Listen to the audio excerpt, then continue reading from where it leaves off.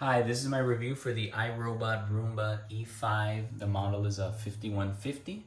Bought this a couple years ago. Really enjoy it. It does what it's supposed to do, which is, of course, clean the floor. It's a vacuum robot and does a great job. It has an app that you can download, and then you can schedule the cleans every day or multiple times per day. Honestly, I just have it every single day at 9 a.m. and then it just turns on by itself. What's nice is depends on where you have it. Like I have this on my upstairs. It'll clean this floor, all upstairs in all the rooms. And then it starts to learn little by little like the layout of the floor. So it's not like it cleans a little better, doesn't bump into everything. It's still gonna bump into things. It's still gonna get stuck sometimes. I would say that's a little bit of a con. You kind of have to look around, make sure there's not like a cable on the floor, like if you have a charger or something. You don't want it to get stuck, a shoelace, anything like that. It will get stuck, and then it'll just, what's nice is it'll just stop, and then it'll talk to you. It'll just say like, there's a jam or something. I forget what it says, but it'll talk to you and tell you it's stuck. Let me show you how it works. So this is the charger, this is the plug, and then it plugs into the wall. I like to have it in an open area. I wouldn't put it in like a little corner somewhere, because then it's gonna get stuck. So you want it in an open space so it can clean. You press this button to start it.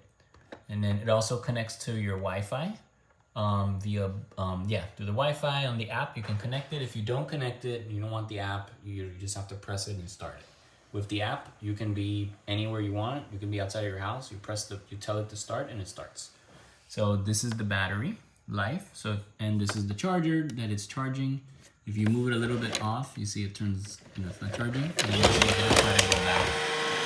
It'll try to charge, it'll try to go back to the charger, which is nice. When it's done, it goes back to its charging station all by itself. So you don't have to like chase after it. When you press this, it'll start. This is the home button to go back to here. And then this is to target like a specific area. And to turn it off, you hold the button and it turns off. So to start it, you press it again, and then it starts. And there it goes. So I'll show you on the bottom how to clean it and the roller and all that. Just wanted to show you how it goes. And then you check on the bottom.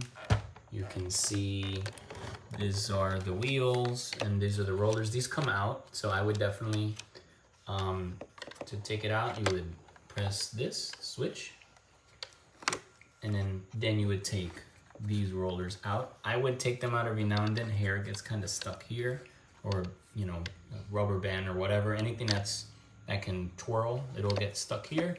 So I try to take these out, clean them out. You just pull it out, the hair, clean your hands and all that, and then you put it back in, and it just clicks back in. So it's definitely good to clean this every now and then, and you can dust and dirt kind of gets stuck in there sometimes. This is where you would clean it. You press this button.